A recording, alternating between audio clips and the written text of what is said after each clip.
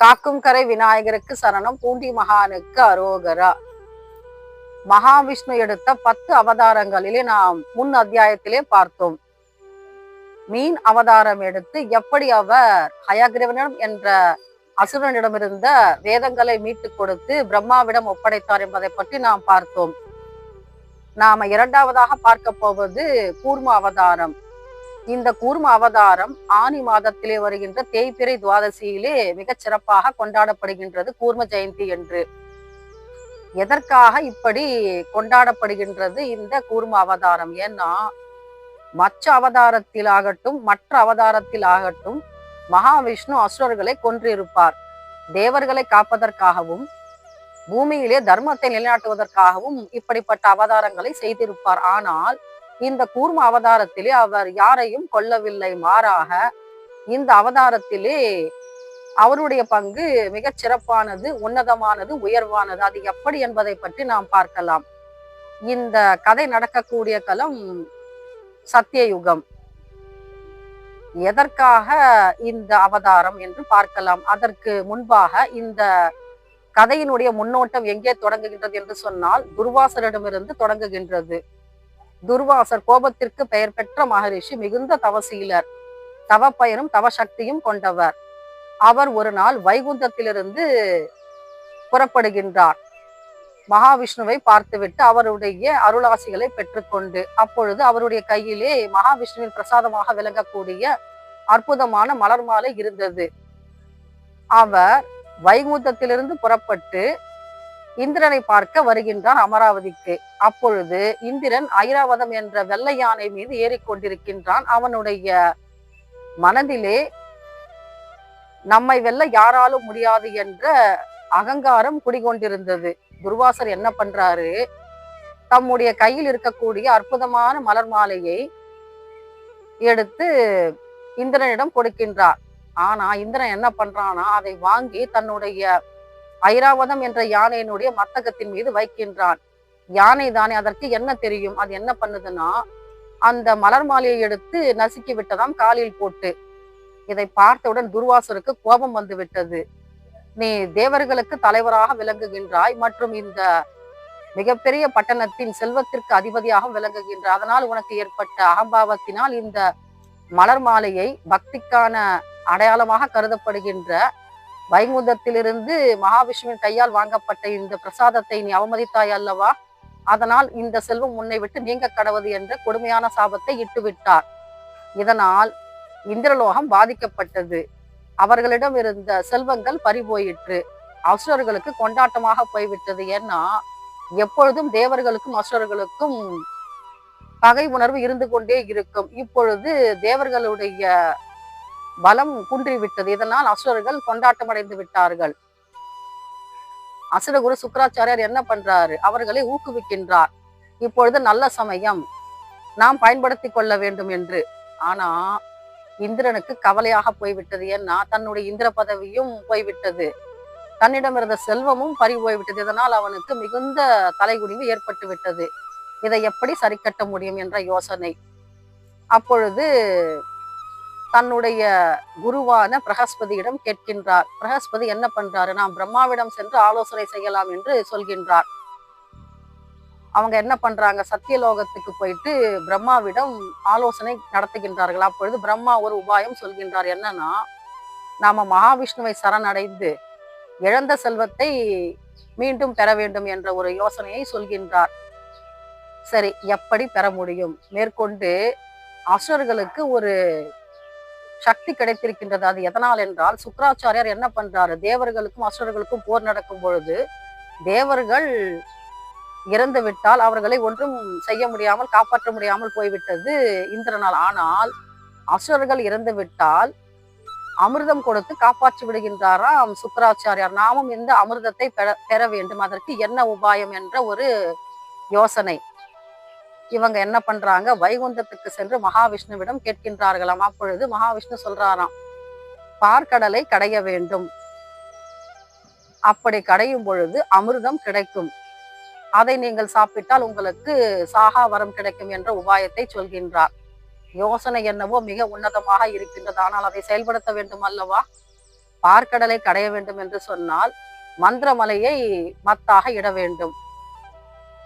மகாதேவனின் கழுத்தில் இருக்கக்கூடிய வாசுகி என்ற பாம்பு, இந்த பாம்பை கயிறாக கொண்டு கடைய வேண்டும். இதிலே தேவர்கள் மட்டும் பாடுபட்டால் போதாது, அசுரர்களுடைய பலமும் தேவைப்படுகின்றது. ஒரு சாரார் மட்டுமே அமிர்தத்தை கடைய முடியாது. இந்த சக்தி அவர்களுக்கு போதுமானதாக இல்லை.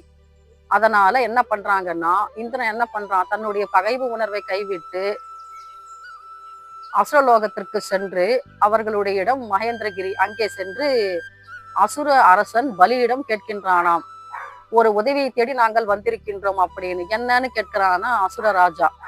அப்போ தேவேந்திரன் சொல்கின்றானாம், நாம பார்க்கடலிலே பல ஔஷதிகள்னு சொல்வோம் இல்லையா, பல மருந்து வேர்களை போட்டு நாம கடைந்தால் நமக்கு அமிர்தம் கிடைக்கும். அதை நாம் இருவரும் சமமாக பங்கிட்டு கொண்டால் நம்முடைய வாழ்வு சிறப்பானதாக இருக்கும் அப்படின்ற ஒரு யோசனை சொன்னவுடன் இதை ஒப்புக்கொள்கின்றான் அசுர அரசன் பலி. அவன் என்ன பண்றான், தன் பங்கிற்கு அசுரர்களையும் அழைத்து கொண்டு வருகின்றான்.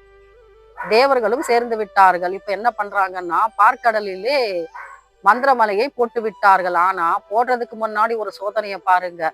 மந்திரமலை தூக்கி கொண்டு வருகின்றார்கள் தேவர்களும் அசுரர்களும். ஆனால் அதனுடைய கனம் தாங்க முடியாமல் பார்க்கடலில் போடுவதற்கு பதிலாக கீழே போட்டு விட்டார்களாம். அதனால் பல அசுரர்கள் மடிய வேண்டியதாக போய்விட்டது, தேவர்களுக்கும் நஷ்டமாக போய்விட்டது. அப்பொழுது அதை பார்த்து கொண்டிருந்த மகாவிஷ்ணு கருடன் மீது ஆரோகணித்துக் கொண்டு வருகின்றார். சுலபமாக அந்த மந்திரமலையை எடுத்து கருடனின் உதவியால் பார்க்கடலிலே போட்டு விட்டார். இப்பொழுது மந்திரமலை இருக்கின்றது பார்க்கடலிலே. வாசுகி என்ற பாம்பிடம் அவர்கள் உதவி கேட்கின்றார்கள், அதுவும் ஒப்புக்கொண்டது. இப்பொழுது மந்திரமலையிலே வாசுகி என்ற பாம்பை கயிறாக இட்டு கடைய தொடங்குகின்றார்கள். அப்பொழுது தலைப்பக்கமாக தேவர்கள் பிடித்துக் கொள்கின்றார்களாம், மகாவிஷ்ணு பிடித்துக் கொள்கின்றாராம். இதை பார்த்து கொண்டிருந்த அசுரர்கள் என்ன நினைக்கிறாங்களாம், நாங்கள் மேம்பட்டவர்கள், நாங்கள் வாளை பிடிப்பதா, நாங்கள் தலைப்பக்கம் தான் நிற்போம் என்று அடம் பிடிக்கிறார்களாம். இதை ஒப்புக்கொள்கின்றார் மகாவிஷ்ணு. இப்பொழுது வாசுகி என்ற பாம்பின் தலைப்பக்கமாக அசுரர்கள் பிடித்து கொள்ள, வால் பக்கம் தேவர்கள் பிடித்து கொண்டு கடைய தொடங்குகின்றார்களாம். ஆனால் மறுபடியும் பாருங்க, இன்னும் ஒரு சோதனை வந்துடுச்சு. என்னன்னா, நீங்க மத்தாக நட்டு அதை கடைய வேண்டும் என்று சொன்னால் அந்த மலையை தாங்க வேண்டும் அல்லவா, இல்லைன்னா மலை அசைந்து கொண்டே இருக்கும் அல்லவா. மலை கவிழ்ந்து விட்டது. அப்பொழுது மகாவிஷ்ணு பார்த்து கொண்டிருக்கின்றார். அவர் எடுத்த அவதாரம் தான் கூர்ம அவதாரம். ஆமையாக உருக்கொண்டு மந்திரமலையை தன்னுடைய முதுகின் மீது அவர் சுமந்து கொண்டார். இப்பொழுது சுலபமாக தேவர்களும் அசுரர்களும் பார்க்கடலை கடைகிறார்கள் மந்திரமலையை நட்டு. எல்லாரும் ஆச்சரியப்படுறாங்க. ஏன்னா முதல்ல அமிர்தம் வரும்னு நினைச்சாங்க. ஆனா முதல்ல வந்தது என்னன்னா, வாசுகி என்ற பாம்பிற்கு கஷ்டமாக போய்விட்டதாம். ஏன்னா அதனுடைய உடல் உராய்கிறது அல்லவா மந்திரமலையிலே, அதற்காக அதற்கு கோபம் வந்து விட்டதாம். அது தன்னுடைய கண்களில் இருந்தும் வாயிலிருந்தும் விஷத்தை வெளிப்படுத்தியதாம், விஷத்தை கக்குகின்றதாம். இந்த விஷம் பார்க்கடலில் கலந்து ஆழகால விஷமாக மாறிவிட்டது. இந்த கொடிய விஷம் எப்படி இருக்கின்றது என்று சொன்னால், கருமை நிறமாகவும் அடர்த்தியாகவும் தீஜுவாலியை வீசிக்கொண்டும் இருக்கின்றது. இந்த புகை பட்டாலே அவர்களுடைய தோற்றமே கருப்பாகிவிடும். அப்படிப்பட்ட கொடிய விஷம். இதை பார்த்தவுடன் அலறி அடித்துக் கொண்டு ஓடுகிறார்கள் தேவர்களும் அசுரர்களும். அப்பொழுது சிவபெருமானை இவர்கள் தஞ்சம் என்று அடைகிறார்கள். சிவபெருமான் என்ன பண்றாரு, இந்த ஆழகால விஷத்தை எடுத்து அருந்தி விட்டாராம். அப்பொழுது பக்கத்தில் இருந்த உமாதேவி என்ன பண்றாங்க, பார்வதி தேவியானவள் இந்த விஷம் கண்டத்திலே நிற்க கடவது என்ற ஆணையை இடுகின்றார். இதனால் சிவபெருமானுக்கு திருநீலகண்டர் என்ற சிறப்பு திருநாமம் ஏற்பட்டது. உலக நன்மைக்காக வேண்டி சிவபெருமானுடைய பங்கு அளப்பரியது. அவர் தன்னுடைய கண்டத்திலே இந்த விஷத்தை தாங்கிக் கொண்டார். இப்பொழுது விஷம் நீங்கி விட்டதல்லவா, மறுபடியும் என்ன பண்றாங்க, தேவர்கள் அசுரர்களும் கடைய தொடங்குகின்றார்கள் பார்க்கடலை. அப்பொழுது ஐராவதம் வருகின்றது, கற்பகத்தரு வருகின்றது, காமதேனு என்ற பசு வருகின்றது, உச்சை சிரவஸ் என்ற வெள்ளை குதிரையும் வருகின்றது. இது அத்தனையையும் இந்திரன் வாங்கிக் கொள்கின்றான். ஏன்னா அவன் தன்னுடைய பலத்தை இழந்திருந்தான் அல்லவா துர்வாசனுடைய சாபத்தால. இப்பொழுது மறுபடியும் அவன் செல்வந்தனாகிவிட்டான். இறுதியாக பாருங்கள், இப்பொழுது தன்வந்திரி பகவான் தோன்றுகின்றார். இதுவும் மகாவிஷ்ணுவினுடைய அம்சம் பொருந்தியது இந்த அவதாரமும். தன்வந்திரி தன்னுடைய கைகளிலே பொற்கலசத்திலே அமிர்தத்தை எடுத்துக்கொண்டு வெளியே வந்து விட்டார். எல்லோரும் எதிர்பார்த்திருந்த அற்புதமான தருணம் இது. ஏன்னா இந்த அமிர்தம் வேண்டிதான் பார்க்கடலை கடைகிறார்கள். அமிர்தத்தை பார்த்தவுடன் அத்தனை பேருக்கும் கொண்டாட்டமாக போய்விட்டதாம், தேவர்களுக்கும் அசுரர்களுக்கும். இந்த இரண்டு சாராரும் முண்டியடித்துக் கொண்டு வருகின்றார்களாம். எனக்குத்தான் அமிர்தம், எனக்குத்தான் அமிர்தம் என்று சொல்லிக்கொண்டு. ஆனால் அமிர்தம் இப்பொழுது அசுரர்கள் சாப்பிட்டு விட்டார், அவர்களுடைய தொந்தரவு அதிகமாகிவிடும், மறுபடியும் அவர்களை வீழ்த்த முடியாது. இதனால் என்ன பண்றார் மகாவிஷ்ணு, ஏதாவது ஒரு உபாயத்தை கண்டுபிடித்து அதன் மூலம் அசுரர்கள் அமிர்தம் சாப்பிடுவதை தடுக்க வேண்டும் என்ற எண்ணம் கொண்டிருந்தார். தன்வந்திரி பகவான் 4 கரங்களை கொண்டவர். அவர் என்ன பண்றாரு, கையிலே இப்பொழுது அமிர்தம் வைத்துக் கொண்டிருக்கின்றார். இந்த அமிர்த கலசத்தை பார்த்தவுடன் அசுரர்கள் என்ன பண்றாங்க, அதை பிடுங்கி கொண்டு ஓடிவிட்டார்களாம். தேவர்கள் ஏமாந்து விட்டார்கள். ஏன்னா எவ்வளவோ கஷ்டப்பட்டு எத்தனையோ தடைகளை தாண்டி நாம மந்திரமலையை நாட்டி வாசுகி என்ற பாம்பை கொண்டு நாம கடைந்தால் இப்படி அநியாயமாக அசுரர்கள் மட்டும் எடுத்துக்கொண்டு ஓடுவதா, அதை பார்த்து கொண்டு நாம் சும்மா இருப்பதா என்ற யோசனை. ஏன்னா பார்க்கடலை கடையும் போது நாம சொன்னோம் இல்லையா, கற்பகத்தரு வந்தது, காமதேனு என்ற பசு வந்ததுன்னு. மகாவிஷ்ணுவும் தோன்றினாள். ஆனால் மகாவிஷ்ணு என்ன நினைச்சா, நமக்கு ஏற்ற மணவாளன் மகாவிஷ்ணு என்று எண்ணத்திலே என்ன பண்றா, மகாலட்சுமி தாயாரானவள் மகாவிஷ்ணுவை கல்யாணம் செய்து கொண்டு விட்டாள். ஆனால் இப்பொழுது தேவர்களுடைய பாடு அல்லவா திண்டாட்டமாக போய்விட்டது. மறுபடியும் யார் உபாயத்தை கொடுக்கிறார்கள், மகாவிஷ்ணு அல்லவா. அவர் என்ன பண்றாரு, மோகினி அவதாரம் எடுக்கின்றார். கண்ணை கவரும் தோற்றம், கருத்தை வைக்கக்கூடிய கஞ்சாடை, இதை வைத்துக்கொண்டு ஒயிலாக நடந்து வருகின்றாளாம் ஒரு பெண். பார்த்தவுடன் அசுரர்கள் அத்தனை பேரும் வாயை பிளந்து விட்டார்கள். எப்படிப்பட்ட அழகி இவள், இவள் பேரழகி அல்லவா, இவள் கையால் விஷம் கொடுத்தால் கூட நாம் சாப்பிட்டு விடலாமே என்ற எண்ணத்துக்கு வந்து விட்டார்களாம் அசுரர்கள். அவங்க என்ன பண்றாங்க பாருங்க, அந்த அமிர்த கலசத்தை கொண்டு போய் மோகினியிடம் கொடுக்கின்றார்களாம். பெண்ணே, நீ யார், எங்கிருந்து வந்தாய் என்பது எங்களுக்கு தெரியாது, ஆனால் நீ பேரழகியாக இருக்கின்றாய், உம்முடைய கையாலே இந்த அமிர்தத்தை கொடுத்தா எங்களுக்கு சிறப்பானதாக இருக்கும் என்று சொல்கின்றார்களாம். இதற்காகத்தான் காத்து கொண்டிருந்தார் மகாவிஷ்ணு. அவர் என்ன பண்றாரு, அசுரர்களை ஏமாற்றி விட்டு தேவர்களுக்கு இந்த அமிர்தத்தை கொடுக்க முன் வந்து விட்டார். என்ன பண்றாருன்னா, அசுரர்கள் ஸ்நானம் செய்து விட்டு வருகிறார்களாம் அமிர்தம் சாப்பிட. ஆனா மோகினியாக அவதாரம் எடுத்த மகாவிஷ்ணு என்ன பண்றாரு, அமிர்தத்தை தேவர்கள் மட்டும் சாப்பிட வேண்டும் என்ற எண்ணம் கொண்டு அவர்களுக்கு மட்டும் கொடுக்கின்றாராம். இதனால் 2 பந்தியில உட்கார்றாங்க தேவர்களும் அசுரர்களும். ஆனா மோகினி கஞ்சாடை பார்த்து கொண்டே அசுரர்களை ஏமாற்றி விட்டு தேவர்களுக்கு மட்டும் அமிர்தத்தை கொடுத்து கொண்டே வருகின்றாளாம், கரண்டியிலே கொஞ்சம் கொஞ்சமாக வைத்து கொண்டு. இதை பார்த்து விட்டான் ஒரு அசுரன். அவன் சும்மா இருப்பானா, அவன் என்ன பண்றான் பாருங்க, சூரியனுக்கும் சந்திரனுக்கும் நடுவுல போய் உட்கார்ந்துக்கிறானா தேவர்களுடைய கூட்டத்துல. இந்த உபாயம் தெரியாது மகாவிஷ்ணுவிற்கு. அவர் என்ன பண்றாரு, எல்லாருக்கும் போடுறா போல மோகினி அவதாரம் எடுக்கும் பொழுது இந்த அசுரனுக்கும் கொஞ்சம் வைத்து விட்டாராம் அமிர்தத்தை. கிடைத்தால் போதும் என்று அவன் லவக்கென்று வாயிலே போட்டுக்கொண்டான். அமிர்தம் உண்டவுடன் பக்கத்தில் அமர்ந்திருந்த சூரியனும் சந்திரனும் கோல் மூட்டி விடுகிறார்கள். சுவாமி, இவன் தேவர் கூட்டத்தை சேர்ந்தவன் கிடையாது, இவன் அசுர கூட்டம் அப்படின்னு சொன்ன உடனே கோபம் வந்து என்ன பண்றாரு மகாவிஷ்ணு, மோகினி அவதாரம் எடுத்த பரந்தாமன் தம்முடைய சுதர்சன சக்கரத்தால் இந்த அசுரனை தலை வேறாக உடல் வேறாக வெட்டி விடுகின்றாராம். ஆனால் சுதர்சன சக்கரத்தின் ஸ்பரிசம் பட்டதோ என்னவோ, அமிர்தம் உண்டதாலோ என்னவோ, இந்த அசுரனுக்கு மரணம் ஏற்படவில்லை.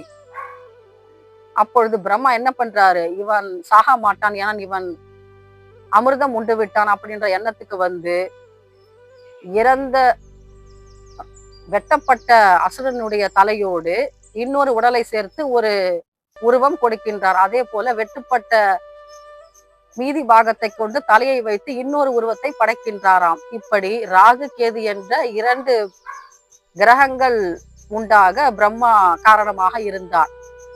ஒரே ஒரு அசுரன் மட்டும் தப்பித்து அமிர்தம் உண்டதினால் அந்த அசுரன் 2ஆக அவனை வெட்டப்பட்டதால் ஒரு பாதி ராகுவாகவும் இன்னொரு பாதி கேதுவாகவும் மாறிவிட்டது. ஆனால் இந்த உண்மையை சொன்னவர்கள் சூரியனும் சந்திரனும் அல்லவா, அதனால மாறாத பகைமை ஏற்பட்டு விட்டது இந்த ராகு கேதுவுக்கும் சூரியனுக்கும் சந்திரனுக்கும். இப்பொழுது நாம கதைக்குள்ள வருவோம். ஏன்னா ஊர்ம அவதாரத்தினுடைய சிறப்பம்சம் என்ன, ஸ்டெபிலிட்டி நம்ம சொல்லுவோம் இல்லையா, நிலைப்புத்தன்மை. இதற்காகவும் செல்வ வளத்திற்காகவும் இந்த கூர்ம அவதாரம் குறியீடாக கொல்லப்படுகின்றது. தேவர்கள் திகைத்து போய் நிற்கின்றார்கள். வாழ்வதற்கு வழி தெரியவில்லை அவர்களுக்கு. எப்படி செய்தால், என்ன உபாயம் செய்தால் நாம தப்பிக்க முடியும் அசுரர்களிடமிருந்து என்ற எண்ணம் கொண்டிருக்கின்றார்கள். அப்பொழுது சமயம் பார்த்து மிகச் சரியாக தம்முடைய உதவியை வழங்குகின்றார் மகாவிஷ்ணுவானவர் கூர்ம அவதாரம் எடுத்து. இப்பொழுது அசுரர்களுக்கு அமிர்தம் கிடைக்கவில்லை. மோகினி அவதாரம் எடுத்த மகாவிஷ்ணு என்ன பண்றாரு, தேவர்கள் மட்டுமே அமிர்தம் உண்ண வேண்டும் என்ற கோரிக்கையை நிலையுறுத்தி தேவர்கள் அத்தனை பேருக்கும் அமிர்தம் வழங்கிவிட்டார். இந்த கூர்ம அவதாரத்தினுடைய முழு பயனும் தேவர்களுக்கு சென்று விட்டது. இதனால் கோபம் கொண்ட, வருத்தம் கொண்ட அசுரர்கள் என்ன பண்றாங்க, பயந்து கொண்டு பலியினுடைய தலைமையிலே பாதாள லோகத்திற்கு போய்விட்டார்களாம். இப்படி கூர்ம அவதாரம் எடுத்ததின் மூலம் தேவர்களை காத்தது மட்டுமல்லாமல் இந்திரனுக்குரிய செல்வ வளத்தையும் கொடுத்தார் மகாவிஷ்ணுவானவர். மற்றும் மகாலட்சுமி தாயாரையும் அவர் கல்யாணம் செய்து கொண்டார். கூர்ம அவதாரத்தின் சிறப்பு என்னவென்றால், அவர் யாரையும் சமஹாரம் செய்யவில்லை, எந்த அசுரனையும் அவர் கொல்லவில்லை. சாந்த மூர்த்தியாக தம்முடைய பணியை செவ்வனே செய்தார். அவர் மந்திரமலை தாங்கிக் கொண்டிருக்கும் பொழுது தேவர்களும் அசுரர்களும் கடையும் பொழுது அசைத்தார்கள் அல்லவா, மந்திரமலையை தம்முடைய முதுகிலே தாங்கிக் கொள்ளும் பொழுது. அப்பொழுது அந்த அசைத்த அசைவு இவருக்கு ரொம்பவும் நன்றாக இருந்தது. அதனால் இவர் களைப்பு நீங்க நன்றாக தூங்கினார் என்று சொல்வார்கள் கூர்ம புராணத்திலே. இப்படி மகாவிஷ்ணு எடுத்த இரண்டாவது அவதாரம் கூர்ம அவதாரம். நாமும் இந்த அவதாரத்தினுடைய புண்ணிய கதை கேட்டால் நமக்கு மிகுந்த புண்ணியம் மட்டும் கிடையாது, நாம் கோரிய வரங்களும் நமக்கு தவறாது நிச்சயமாக கிடைக்கும். நாமும் இந்த கூர்மமூர்த்தியை பிரார்த்தித்து நம்முடைய கோரிக்கைகளை வைப்போமாக. மீண்டும் சந்திப்போம் அடுத்த அத்தியாயத்திலே, தசாவதாரத்திலே. காக்கும் கரை விநாயகருக்கு சரணம், பூண்டி மகானுக்கு அரோகரா.